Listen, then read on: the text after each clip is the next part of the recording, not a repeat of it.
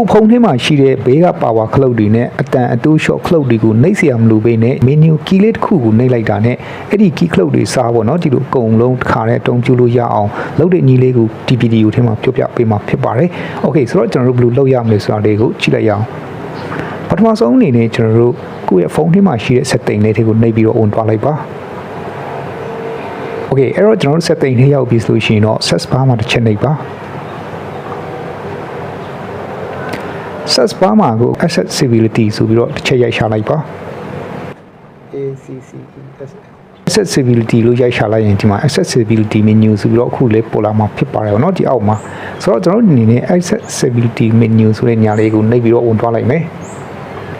Okay ဒါဆိုရှင်ကျွန်တော်တို့ဒီဘက်မှာ accessibility menu လေးကိုလိုက်ပြီးတော့ရှာလိုက်ပါဒီမှာဗောနော် accessibility menu ထဲကိုတစ်ချက်နှိပ်ပြီးတော့ဝင်လိုက်မယ်ဒီညမှာ off ဖြစ်နေတယ်ဗောနော်ပိတ်နေတယ်ဆိုလို့ရှိရင်တော့ accessibility menu လေးပေါ်လာမှာမဟုတ်ပါဘူးအဲ့တော့ကျွန်တော်တို့ဒီညမှာအခုလိုလဲပိတ်နေတယ်ဆိုလို့ရှိရင်တော့ဒီညမှာ on လုပ်ပြီးတော့ဖွင့်ပေးလိုက်ပါအော်လို့ထပ်ပြီးတော့နှိပ်ပေးလိုက်ပါ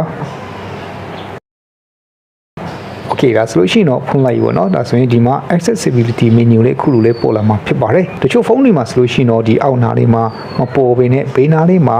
icon ပုံဝင်းဝင်းလေးနဲ့ပေါ့နော်ပေါ်လာမှာဖြစ်ပါတယ်ဒီမှာကျွန်တော်တို့ဒီလိုလေးဆွဲထုတ်လိုက်ရင်ကိုပေါ်လာမှာဖြစ်ပါတယ်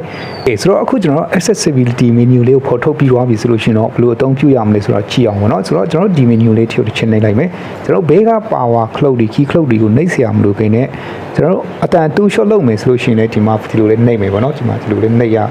ပါဝါပိတ်ချင်တယ်ဆိုလို့ရှိရင်လည်းဘေးကခလုတ်တွေကိုကျွန်တော်တို့နှိပ်เสียမလို့ပဲနဲ့ဒီမှာပါဝါနေရာမှာနှိပ်လိုက်ရင်ပါဝါပိတ်သွားမှာဖြစ်ပါတယ်ပေါ့နော် screen အလင်းမောင်ပေါ့နော်အဲ့ဒါတွေကိုချိန်ချင်တယ်ဆိုလို့ရှိရင်လည်းဒီနေရာမှာနှိပ်လိုက်ရင်ရတယ်ဒီဘက်မှာဆိုလို့ရှိရင်ကျွန်တော်တို့ဒီမှာ